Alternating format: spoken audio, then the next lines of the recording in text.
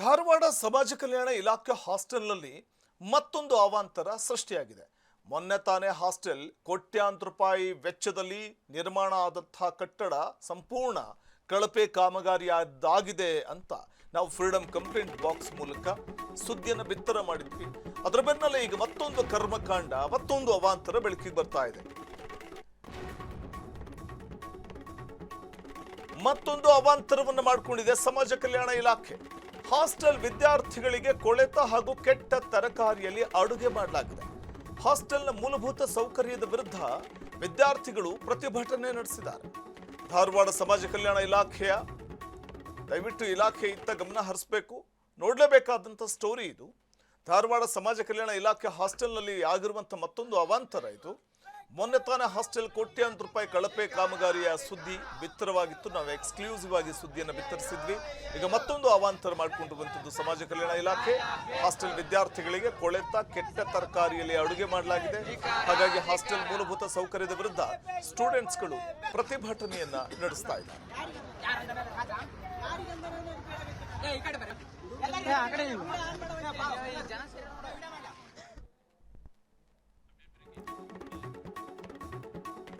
ಧಾರವಾಡದ ಮೆಟ್ರಿಕ್ ನಂತರ ST hostel ಅವ್ಯವಸ್ಥೆ ಆಗರವಾಗಿದೆ.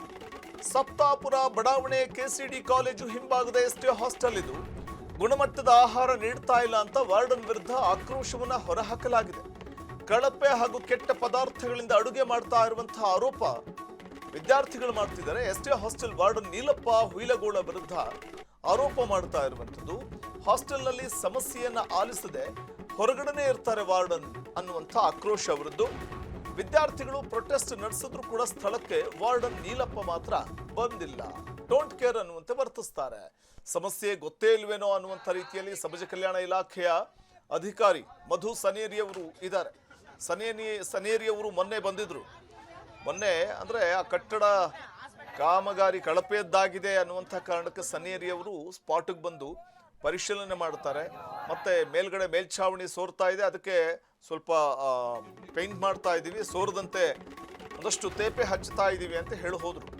ಇದರ ನಡುವೆ ಈಗ ಊಟದ ವ್ಯವಸ್ಥೆ ಕೂಡ ಸರಿಯಾಗಿ ಆಗ್ತಾ ಇಲ್ಲ ಅಂತ ಸ್ಟೂಡೆಂಟ್ಗಳು ಪ್ರತಿಭಟನೆ ನಡೆಸ್ತಾ ಇದ್ದಾರೆ. ಜಿಲ್ಲಾಧಿಕಾರಿ ಕಚೇರಿ ಮುಂದೆ ಸ್ಟೂಡೆಂಟ್ಸ್ ಪ್ರತಿಭಟನೆ ಹಾದಿ ತುಳಿದಿದ್ದಾರೆ. ಭಾರತ ವಿದ್ಯಾರ್ಥಿ ಫೆಡರೇಷನ್ ವತಿಯಿಂದ ಪ್ರತಿಭಟನೆ ನಡೀತಾ ಇದೆ. ಹಾಸ್ಟೆಲ್ನಲ್ಲಿ ಮೂಲಭೂತ ಸೌಕರ್ಯಕ್ಕೆ ವಿದ್ಯಾರ್ಥಿಗಳು ಒತ್ತಾಯಿಸ್ತಾ ಇದ್ದಾರೆ. ವಾರ್ಡನ್ ನೀಲಪ್ಪ ಎಂಡಿ ಮಧು ಸನೇರಿ ವಿರುದ್ಧ ಆಕ್ರೋಶವನ್ನ ಹೊರಹಾಕ್ತಾ ಇದ್ದಾರೆ. ಸಮಾಜ ಕಲ್ಯಾಣ ಇಲಾಖೆಗೆ ಅನುದಾನದ ಕೊರತೆ ಇದೆಯಂತೆ. ಹಾರಿಕೆ ಉತ್ತರವನ್ನ ವಾರ್ಡನ್ ನೀಲಪ್ಪ ಹುಯಿಲಗೋಳ ಕೊಡ್ತಾ ಇರುವಂತದ್ದು. ಸಮಾಜ ಕಲ್ಯಾಣ ಇಲಾಖೆಯ ಸಚಿವರೇ ದಯವಿಟ್ಟು ಇತ್ತ ಗಮನ ಹರಿಸಿ.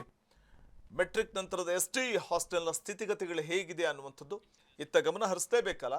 ಒಂದ್ ಕಡೆ ಕಟ್ಟಡ ಸರಿಯಾದ ಕಾಮಗಾರಿಯಾಗದೆ ಕಳಪೆ ಕಾಮಗಾರಿಯಿಂದಾಗಿ ಕಟ್ಟಡ ಸಂಪೂರ್ಣ ಶೀತ ಆವರಿಸ್ಕೊಳ್ಳುತ್ತೆ. ಮತ್ತೆ ಮೊಬೈಲ್ ಚಾರ್ಜಿಗೆ ಹಾಕ್ಲಿಕ್ಕೆ ಹೋದ್ರೆ ಕರೆಂಟ್ ಹೊಡೆಯುತ್ತೆ, ನೀರು ಸೋರಿಕೆ ಆಗುತ್ತೆ, ಗೋಡೆಗಳೆಲ್ಲ ಸಂಪೂರ್ಣ ನೀರಿನಿಂದ ಒಂದು ಆವೃತವಾಗಿ ಶೀತ ಆವರಿಸ್ಕೊಂಡಿರುತ್ತೆ, ಮೇಲ್ಛಾವಣಿಯಿಂದ ನೀರು ಸೋರುತ್ತೆ. ಇಂಥ ಒಂದು ಕಳಪೆ ಕಾಮಗಾರಿಯನ್ನು ಮಾಡಿರುವಂಥ ಗುತ್ತಿಗೆದಾರರ ವಿರುದ್ಧ ಕ್ರಮ ಇಲ್ಲ. ಮತ್ತೆ ಇದರಲ್ಲಿ ಅಧಿಕಾರಿಗಳು ಕಳ್ಳಾಟ ನಡೆಸ್ತಾ ಇದ್ದಾರೆ, ಶಾಮೀಲಾಗಿದ್ದಾರೆ ಅನ್ನುವಂಥ ಆರೋಪ ಇದೆ. ಸೊ ಹಾಗಾಗಿ ಇದಕ್ಕೆ ಸಂಬಂಧಪಟ್ಟಂತೆ ಕ್ರಮ ಕೂಡ ಆಗ್ತಾ ಇಲ್ಲ. ಪ್ರತಿಭಟನೆಗಳನ್ನು ನಡೆಸಿದ್ರು ಕ್ರಮ ಆಗಿಲ್ಲ. ಸಾಮಾಜಿಕ ಹೋರಾಟಗಾರರು ದೂರು ಕೊಟ್ಟರು ಕೂಡ ಕ್ರಮ ಆಗಿಲ್ಲ. ಅಂದರೆ ಇಡೀ ಕಟ್ಟಡವೇ ಸಂಪೂರ್ಣ ಒಂದು ಕಳಪೆ ಗುಣಮಟ್ಟದ ಕಾಮಗಾರಿಯಾಗಿದೆ ಅಂತಂದ್ರೂ ಕೂಡ ತಲೆ ಕೆಡಿಸ್ಕೋತಿಲ್ಲ. ಇದರ ನಡುವೆ ಈಗ ಹಾಸ್ಟೆಲ್ನಲ್ಲಿ ಸರಿಯಾದ ಊಟದ ವ್ಯವಸ್ಥೆ ಇಲ್ಲ, ಅಂದರೆ ಕೊಳೆತು ಹೋಗಿರುವಂಥ ತರಕಾರಿಗಳನ್ನ ಹಾಕಿ ಅಡುಗೆ ಮಾಡ್ತಾರೆ ಅನ್ನುವಂಥ ಆಕ್ರೋಶ ವಿದ್ಯಾರ್ಥಿಗಳದ್ದು. ವಾರ್ಡನ್ ಸರ್ ಡೈಲಿ ಬರುವುದಿಲ್ಲ.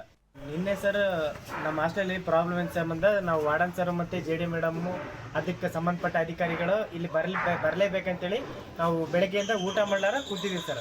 ಸೊ ಅದೇ ಊಟ ಕರೆಕ್ಟಾಗಿ ಕೊಡ್ತಾರೆ, ಬಟ್ ವಾರ್ಡನ್ ಸರ್ ಡೈಲಿ ಬರುವುದಿಲ್ಲ.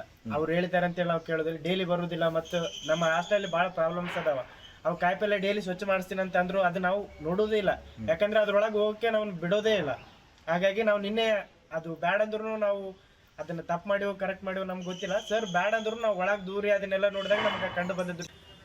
ನನ್ನ ಹೆಸರು ಶ್ರೀನಿವಾಸ್ ಅಂತೇಳಿ. ಎಲ್ಲರಿಗೂ ನಮಸ್ತೆ. ನಮ್ಮ ಬಳ್ಳಾರಿಯವರು. ಇಲ್ಲಿ ಧಾರವಾಡಕ್ಕೆ ಡಿಗ್ರಿ ಓದಲಿಕ್ಕೆ ಬಂದಿದ್ದು. ಈಗ ಪರಿಶಿಷ್ಟ ವರ್ಗದ ಬಾಯ್ಸ್ ಮೆಟ್ರಿಕ್ ನಂತರದ ವಿದ್ಯಾರ್ಥಿ ನಿಲಯದಲ್ಲಿ ವಾಸವಾಗಿದ್ದು ಈ ನಿಲಯದಲ್ಲಿ ಏನಪ್ಪ ಸಮಸ್ಯೆ ಆಗಿತ್ತು ಅಂತಂದ್ರೆ ನಮಗೆ ಮೂಲಭೂತ ಸೌಕರ್ಯಗಳನ್ನು ನಮಗೆ ನಿಲಯಪಾಲಕರು ಯಾವತ್ತೂ ಒದಗಿಸ್ಕೊಟ್ಟಿಲ್ಲ.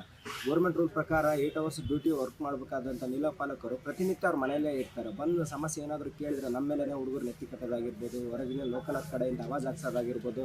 ತಾವೊಬ್ಬ ನಿಲಯಪಾಲಕರಾಗಿ ಒಬ್ಬ ಅಧಿಕಾರಿಯಾಗಿ ನಿಲಯಕ್ಕೆ ಮದ್ಯಪಾನ ಸೇವಿಸಿ ನಿನ್ನೆ ದಿವಸ ಸಂಡೇ ಇರೋದ್ರಿಂದ ನಮ್ಮ ತಯಾರು ಹುಷಾರಿದ್ದಿಲ್ಲ. ನಾನು ಹಾಸ್ಪಿಟ್ಲಿಗೆ ಕರ್ಕೊಂಡು ಹೋಗಿದ್ದೆ.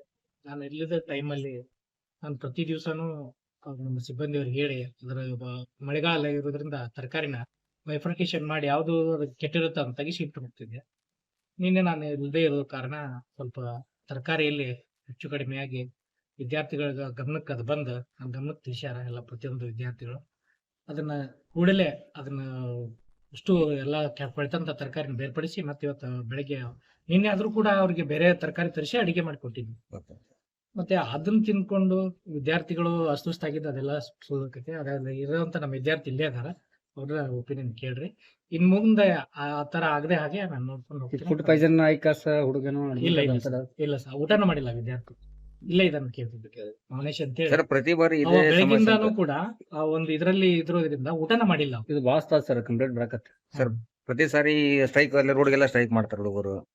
ವಿವಿಧ ಕಾರಣಗಳಿದಾವೆ ಸರ್. ಹ್ಮ್. ನಮ್ಗೆ ಅದನ್ನೆಲ್ಲ ನಾನು ಇದು ಮಾಡ್ತೀನಿ ಅಂತ ಹೇಳ್ತೀನಿ ಅಂತ. ಬಟ್ ವಿದ್ಯಾರ್ಥಿಗಳಿಗೆ ಯಾವುದೇ ರೀತಿ